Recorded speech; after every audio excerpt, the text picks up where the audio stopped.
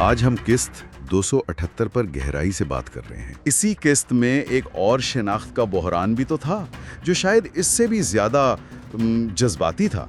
आप दिलान और सबिया की बात कर रही हैं? जी हाँ, वो लॉकेट वाला मंजर।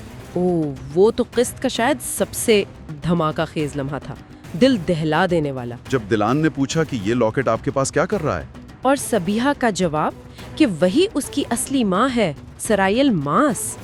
ये तो दिलान के लिए नाकाबिले यकीन था। बिल्कुल, अपनी बेटी को अनजाने में सही बहुत तकलीफ दी मैंने।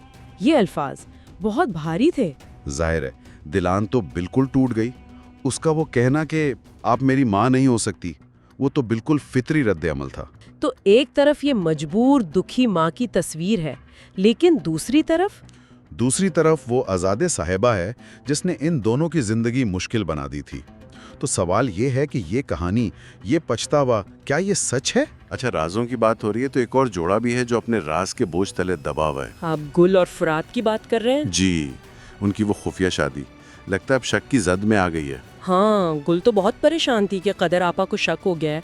कह रही थी कि हमारी बात समझ तो नहीं गई। फुरात तो अब चाहता है कि बता दें, तो बता देते हैं ना सबको। वो अब नॉर्मल जिंदगी जीना चाहता है। लेकिन गुल तैयार नहीं है।